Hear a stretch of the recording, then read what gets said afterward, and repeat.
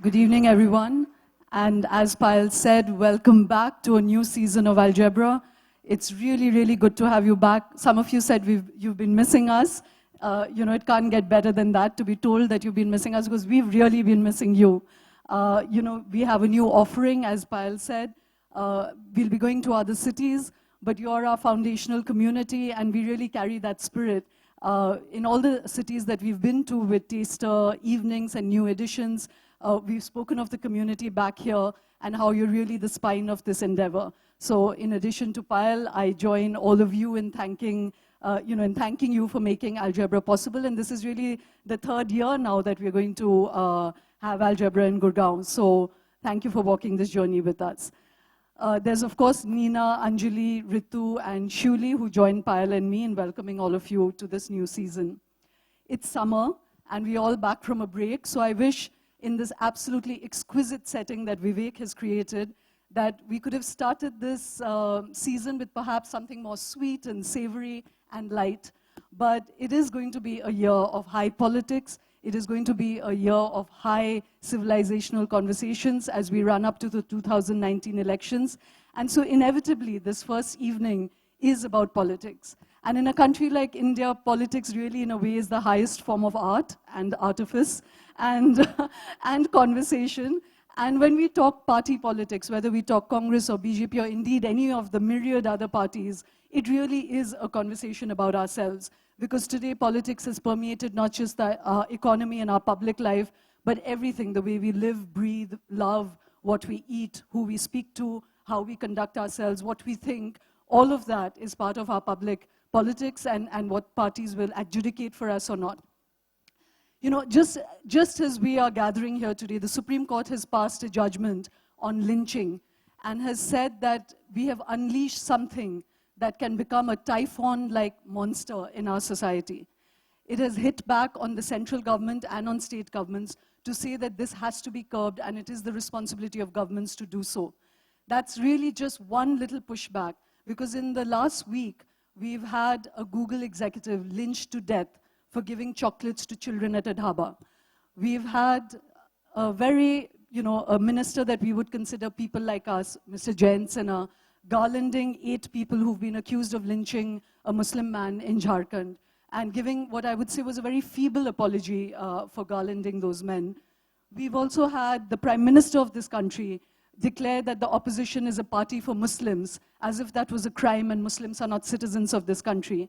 And we also have just this morning in the Indian Express a story about how there is a plan afoot now to create military training for 10 lakh young people every year who will be given training on what it is to be a nationalist and to have discipline, to create a youth of force, as it has been described, and imbibe in them old Indian values.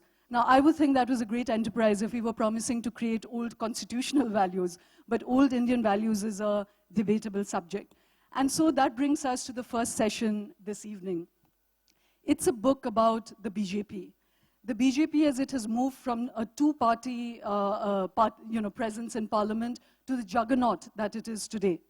And the tremendous journey, the political journey, the civilizational journey that it has traversed in getting to be where it is, the kind of personalities that have brought it here, the tension that it has felt with itself, with the RSS, which is its ideological mentor, the way India and the genius of India has pushed and pulled to metamorphose the party at different times. The internecine battles that it has fought between its many aspirants. And from Vajpayee, who was the first prime minister, to Mr. Modi now, who seems an invincible force, it has been a very complex journey. That journey, in a way, is a reflection of what India itself has been over the last 20, 25 years. There's a very interesting bon mot in the book where a man called Kushabao Thakre, who was the interface between the RSS and the BJP, once said that centralized command in India is not possible, and it's not even possible for the RSS to do that to the BJP because centralized command is un-Hindu. Well, today we have the closest that we've come to having an absolute leader. How did we get there? There is a journalist who has tracked that journey for the last 20, 25 years. She's Saba Naqvi. She's been with India Today, with Outlook. She was there when the Babri Masjid fell and the first foundational stones of the BJP's entry into parliament was set into motion, and she has been tracking the party ever since. She'll have wonderful insights, and I hope that talking to her will help us, as I said, not just understand a party, but that party in relation to who we are and who we want to be. So ladies and gentlemen, please join me in welcoming Saba Naqvi.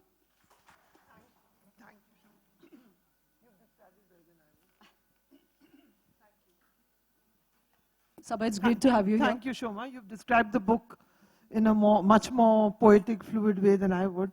It's so sort of, you made it sound great. Anyway, I'm very, very happy to be here. This is a great gathering. And thank you, Shoma. So, Saba, you know, your book has, as I said, many interesting strands because there's been this tension between the party and the RSS, which is a real tightrope for any party that wants to come to the center. You know, how does it play that idea of Hindutva, which is the core ideology of the RSS, and to be acceptable to a large part of India?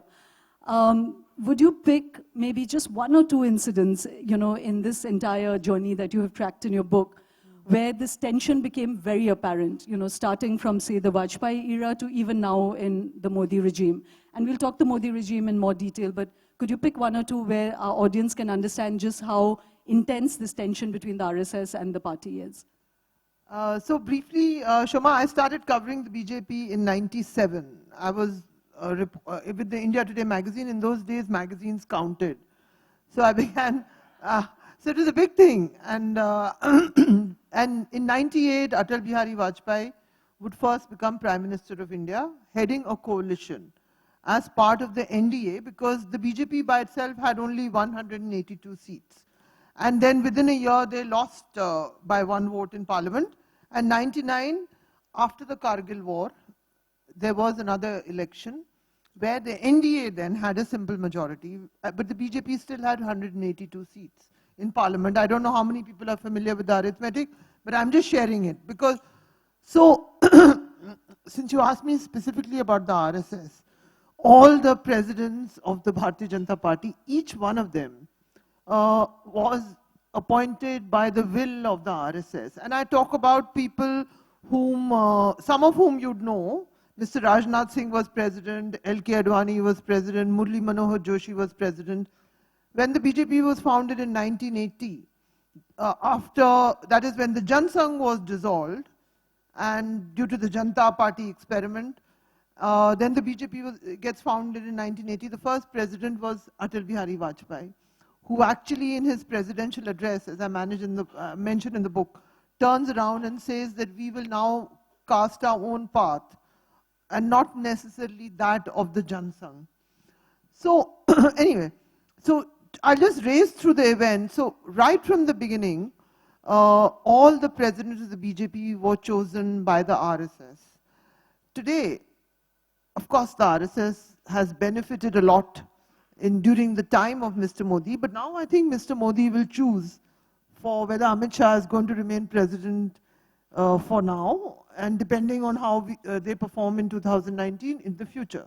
So for the first time, we've seen the balance of power shift from the largest Sangathan or organization in the world, according to their own estimates, the largest. RSS is not an ordinary thing. It's not something that we just gather here and feel we are victimized by.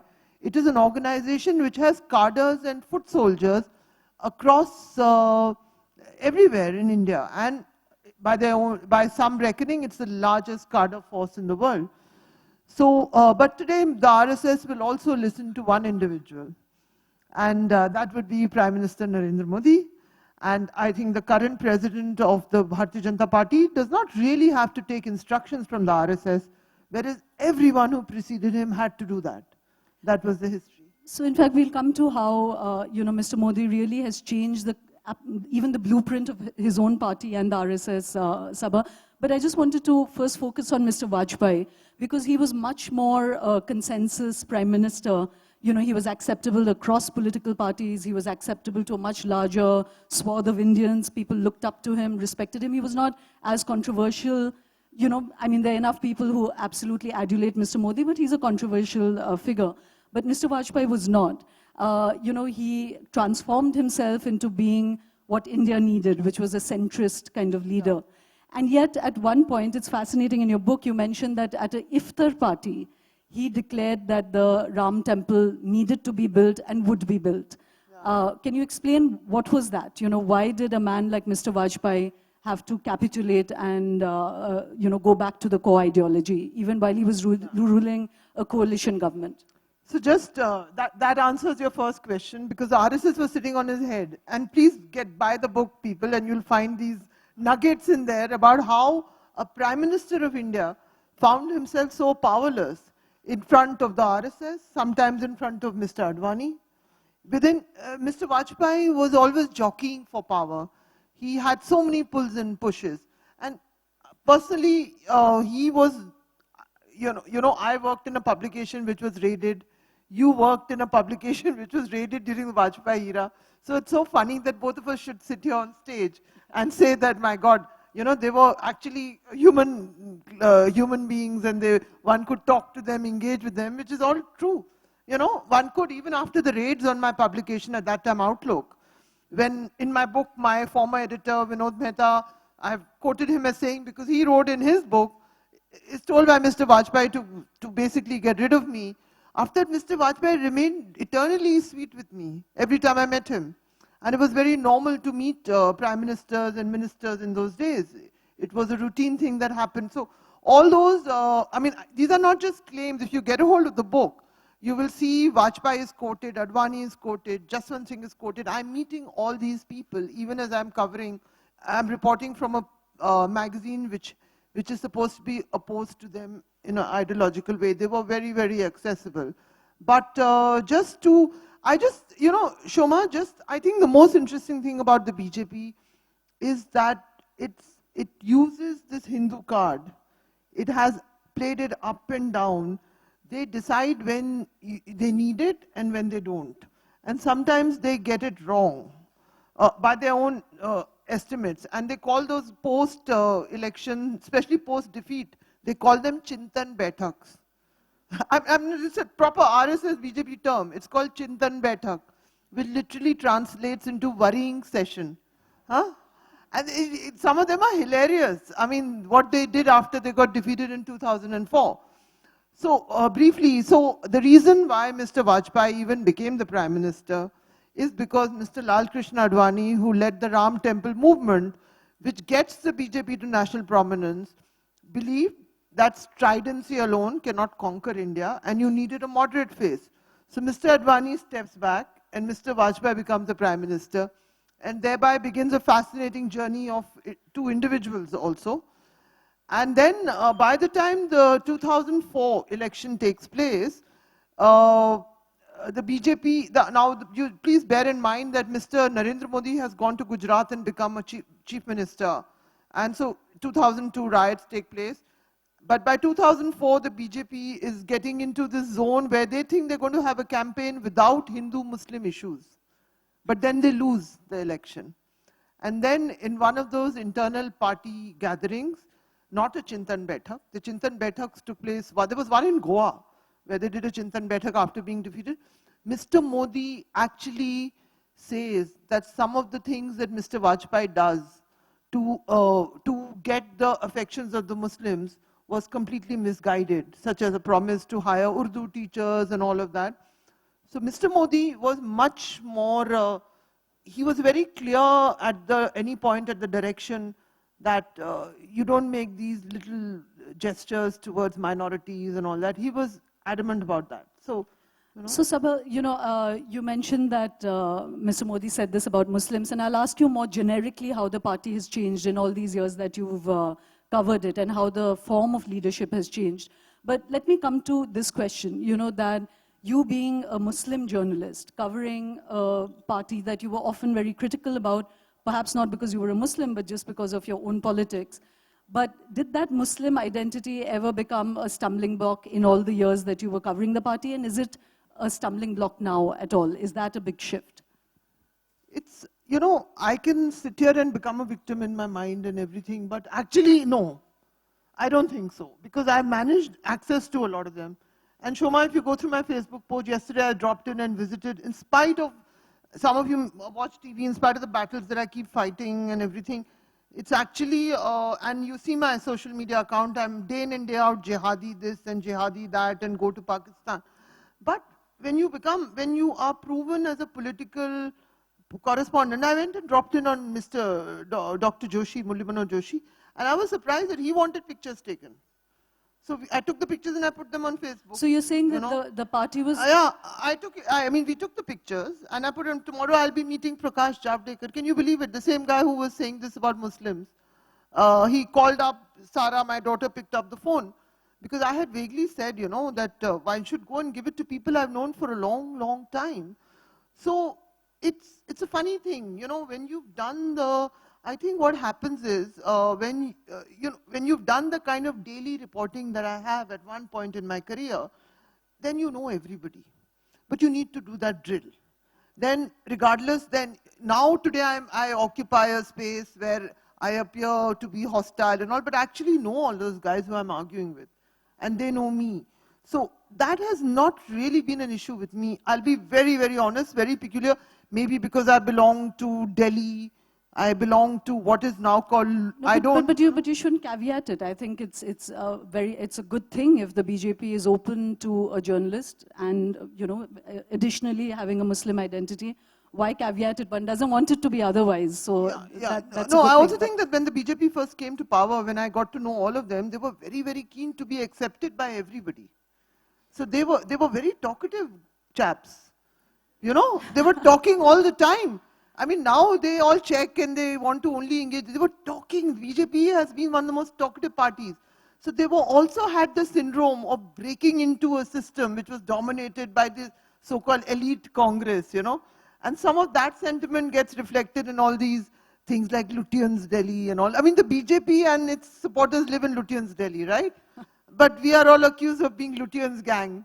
We are the Lutyens gang. I mean, Yeah. So that is on television. But so Sabas, I'll come back to the anecdotal stuff, but can you pick some of the big strands? Like I said, in what ways, you mentioned that Mr. Vajpayee, under RSS pressure, though he wanted to be a consensus sort of leader, he ended up saying that the Ram temple must be built at a iftar party.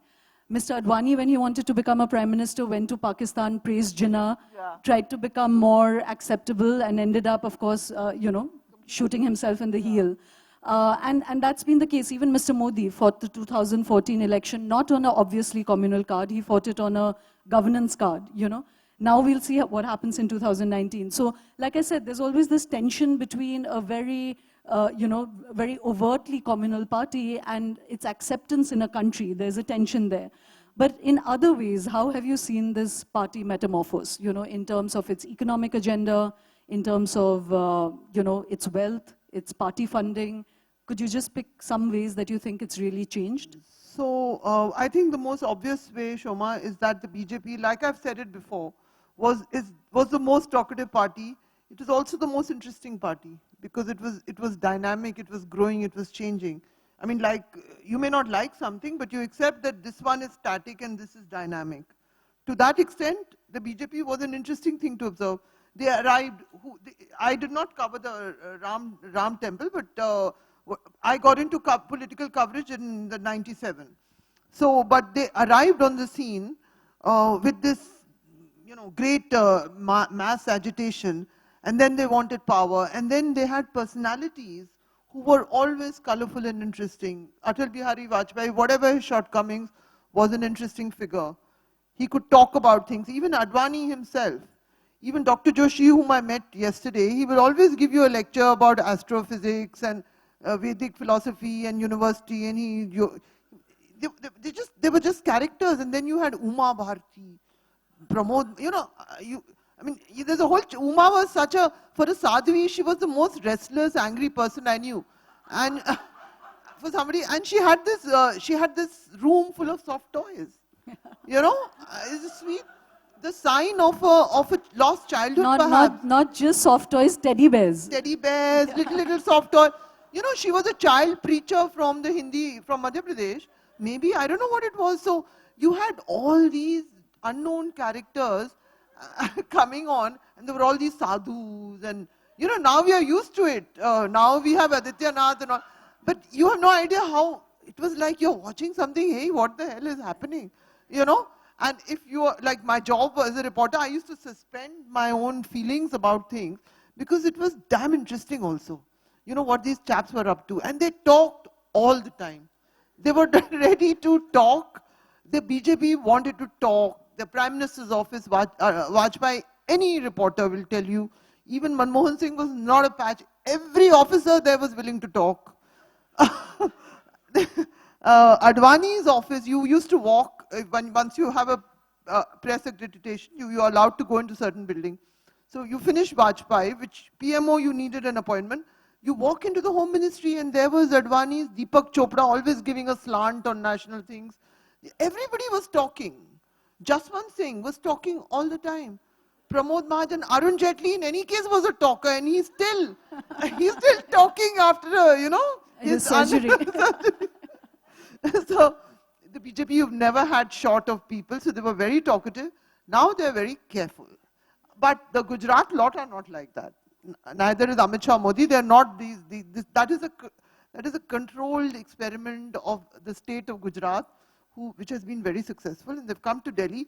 So they don't fit into this Hindi heartland kind of, you know, sab kuch chalta hai kind of. वो हम लोग का culture होता है ना. We talk. There's a certain Hindi belt ka politics where probably I'm familiar with that attitude to life because there is my father's from UP, that I can engage with everybody in UP and Bihar. No matter if you're a fundamentalist or you're a liberal, I can negotiate that space very easily. But that is a different cultural voice that comes into the BJP. And so, you know, I mean, I've met, Mr. Modi is quoted repeatedly in the book over the years, but once he becomes the chief minister, he stops talking to the media altogether unless you can do propaganda for him. Basically, yeah, all those stage managed interviews, which are questions are given beforehand, and then the reporters appear to be so breathless and so excited, you know. I mean, like, God, it's such an, I squirm for them, you know, because I know so many of them. Huh? You know.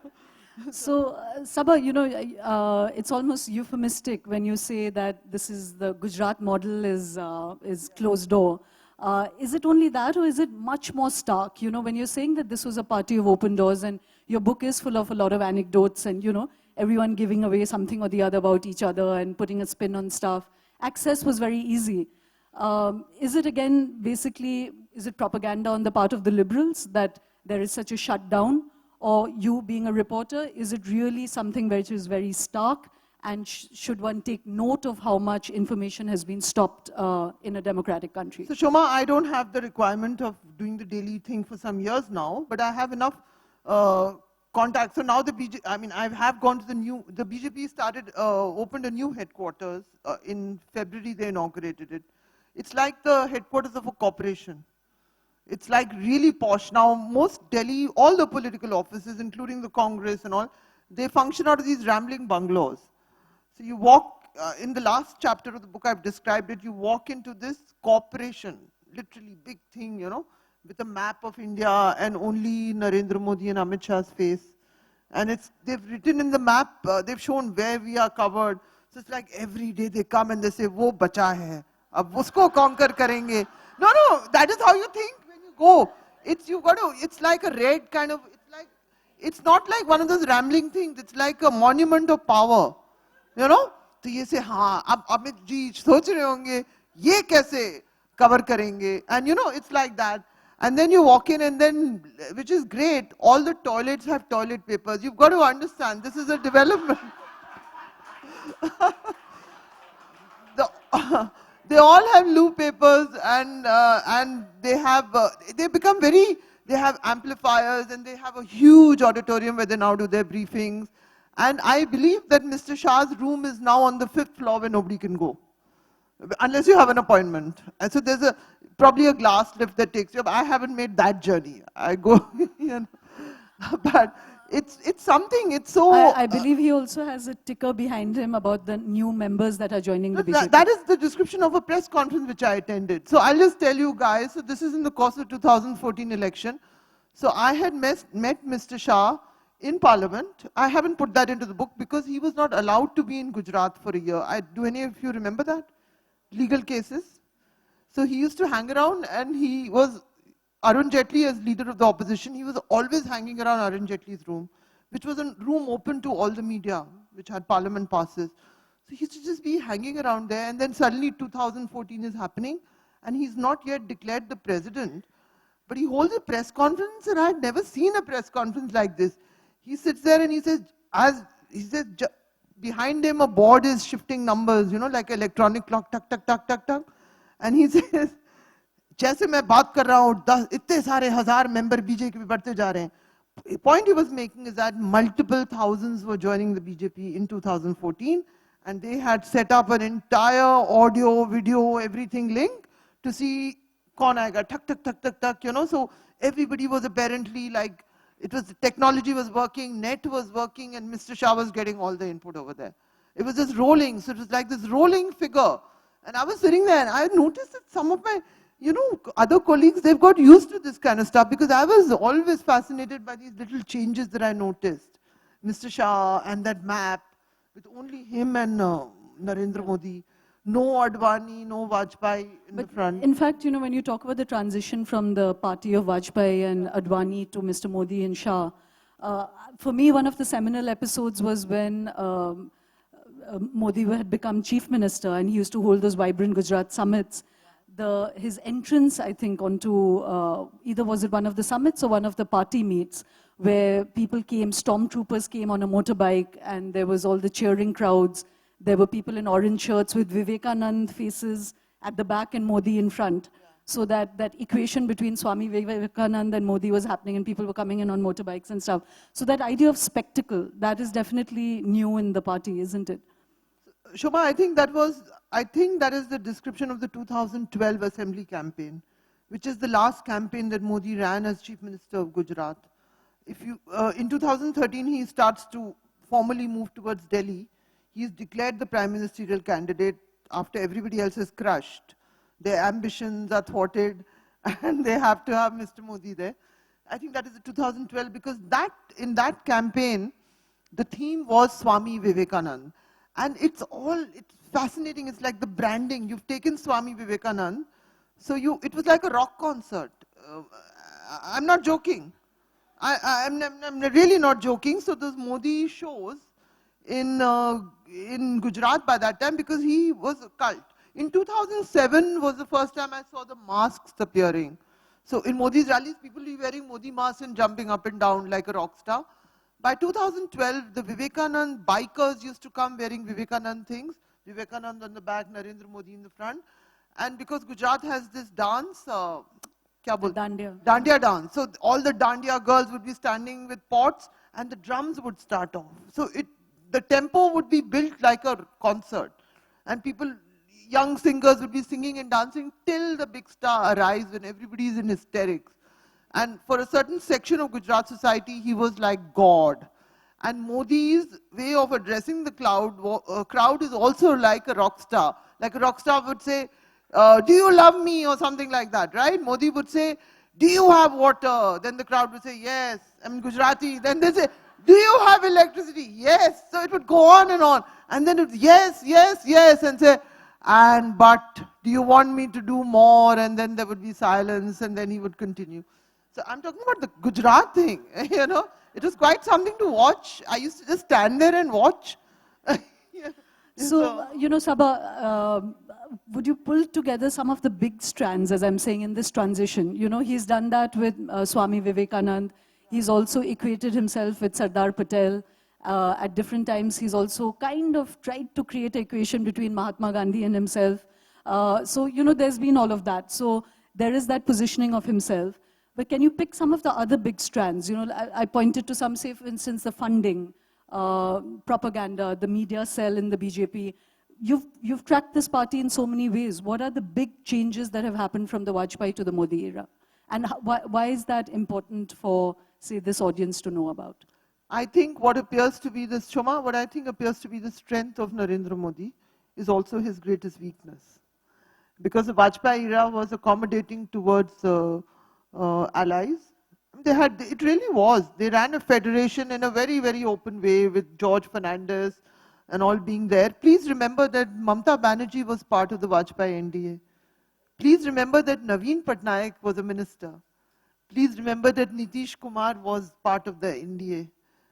They were all ministers of state, so they could go on. They were not damaged by being with Vajpayee. They were consulted, they left.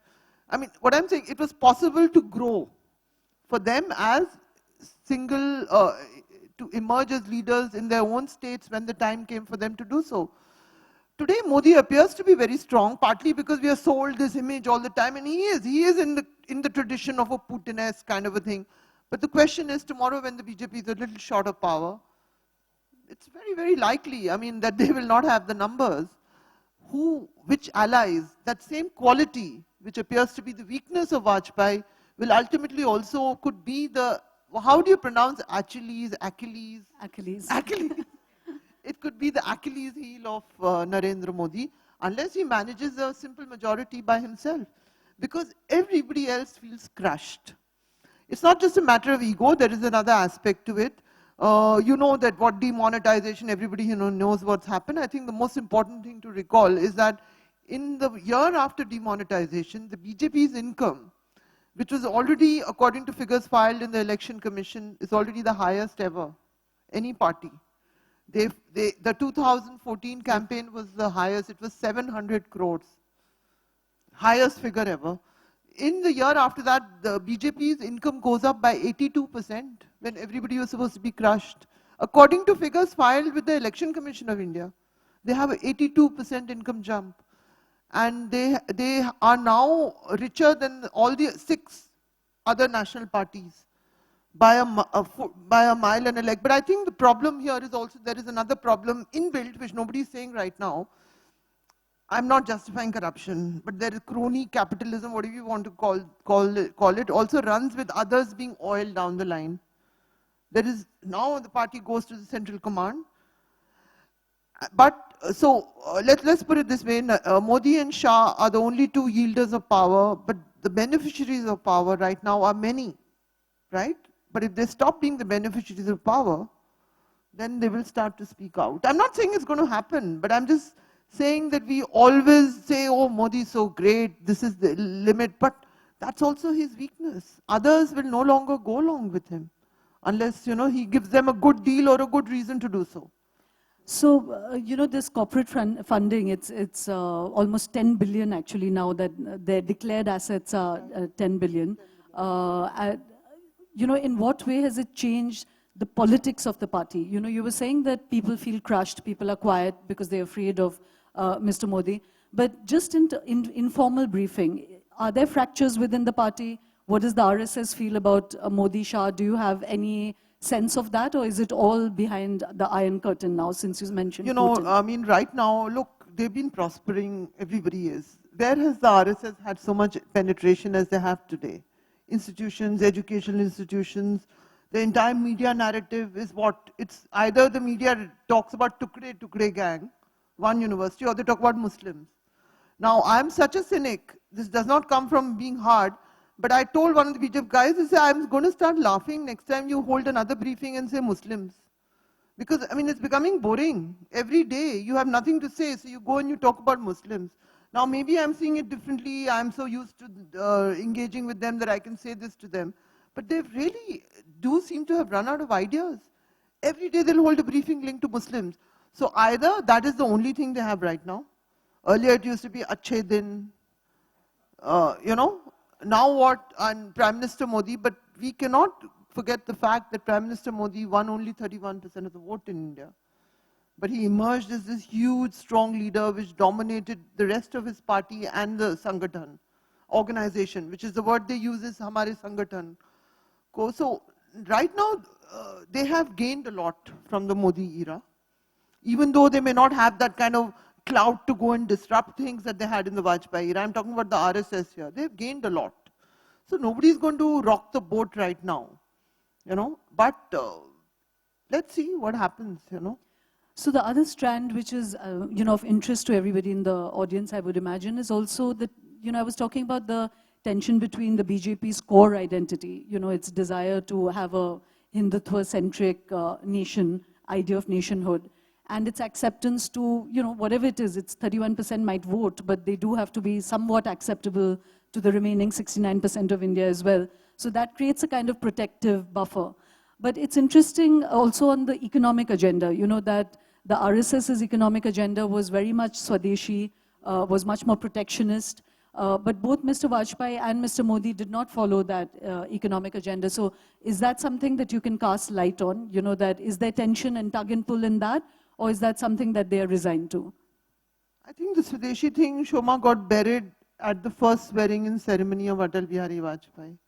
When, I don't know how many people remember, he wanted to make Jaswant Singh the finance minister. Jaswant Singh was now in a coma. And the RSS didn't allow him to. So, Sabas, you know, right through this conversation, you have that kind of affectionate, laughing indulgence of like a baby you've been watching grow, you know. But can you step back a little bit from it now and give us a sort of perspective? Because like I said, you've been watching them for so long and at such close quarters that from the outside, some of the agendas seem much more frightening now than even they were earlier, you know. So let's come back to, I often wonder at the fact that today one looks at Mr. Arun Shourie, at Mr. Advani as kind of liberal vanguards, you know, protecting constitutional values. But we forget that Mr. Advani was the original architect of the Hindutva agenda. Mr. Shourie, I remember, you know, I think soon after the Advani debacle about Jinnah, he wanted the RSS to take over the BJP. He had said, bomb the headquarters, take it over, you know. There was so much of violence in Bombay after the Babri Masjid. Yet today we are talking about, you know, this communal pot boiling. Again, I put the question to you that you've watched it all these years. Do you think there's more cause to worry now? Or is it that constant sense of every generation that this is the worst it's ever been? Or is there really cause for worry? No, I think we need to be worried. So if I sound familiar, because how do you survive? You know, for instance, I never go and become hysterical about the trolling that I'm subjected to because I cannot make myself a victim and do what I do. But I also have a fantastic opportunities to engage. It's how your mind works. It's how you think about certain things. Whenever I feel that I'm being victimized, I recognize there are really real victims. I also have a lot of opportunities and access, you know. So that's how so I'm able to normalize a lot of things, and it's very, very normal for journalists who have the task of covering them. You have to normalize. They're the ruling party. They've been there in that position for a long time. So you have to have the capacity to do that. But yes, I think that they pretty much succeeded in dismantling a lot of things. And this whole idea of what Shashi Tharoor said the other day. Usually I wouldn't quote Shashi Tharoor, but it was interesting that he said it about we'll become a Hindu Pakistan. I wrote a column about it. I would not use those phrases. But the whole idea of secularism has been badly damaged by them. And look, as long as this works for them, so the answer really lies in the hands of citizens of India. As long as this works, they will carry on doing it. If it doesn't work, it's pointless. All of this is linked to an election. All of this is linked to mobilizing people. It's a very, very simple format. We're not the only country in the world. The us versus them syndrome. It's not been invented by the BJP. It's been done in other places with varying degrees of things. And the BJP is doing it here. But the irony, they're doing it against a minority community.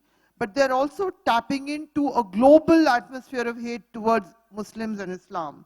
It's not that they just invented that. The ideology was always like that from the foundational time of the RSS. So they're tapping into all of this only for electoral reasons and ideological and electoral, as long as it works for them. You know? Yeah, I would say that there's a difference. It's not, the BJP might do it for electoral reasons, and as I've been reiterating, it's very interesting and at least for me very heartening that India as a country and as a society always pushes back, you know, right. To be accepted, you can't be blatantly communal. You know, but the RSS, it doesn't do this for electoral reasons. It has been working for 70 odd years on the ground, working with tribals, working with Dalits, you know, really pushing a very long-term agenda for transforming society and psychological mindset. So even this training of 10 lakh military, you know, giving military training to youth, that's not for electoral politics, you know, that is for changing mindset. You're right. So that is something you're right. that I agree with what you're saying, Shoma. But because I'm so focused on the political, electoral, strategic part of it, that I'm always trying to look out for that. I agree with what you, there I want to. So one other question, because yeah, Payal's going to ring the bell. Just very quickly, one of the things one respected about the BJP was that it was a democratic party. Genuinely, people could rise up through the ranks, and you had a plethora of very strong leaders. Is that something that's changed, or is that again just propaganda? You know, for instance, all these other big state leaders, have they been neutered, or is it just an overall silence on the landscape? No, the BJP is now a party. It's a party and a sangathan and an organization which is completely dominated by the cult of a Putin type of leader. The leader prevails over everything. But to remain like that, you have to remain very, very strong. When in figures like that, you have to. A democracy has thrown up a figure like that. But does he really, look at the numbers, Shoma. I keep asking people this question, and people have this question, every TV channel will say, who is the alternative to Modi? This is how the question is always framed.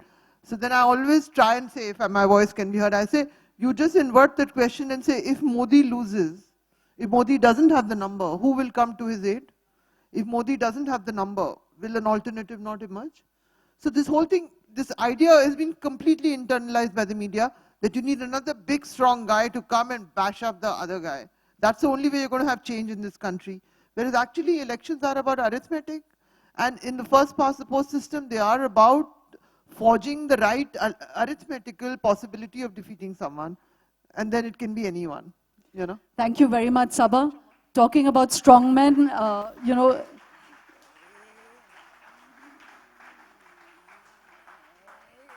it's fascinating that at a time when America is mortified by what Mr. Trump has done with Mr. Putin in Finland, or the farce of Finland as it's being called, we are over the moon because Mr. Modi has invited Mr. Trump to be at our Republic Day parade. You know, so maybe we're going to get a bigger strong man to bash up this strong man, finally. Well, thank you very much, Saba. Thank you for being here.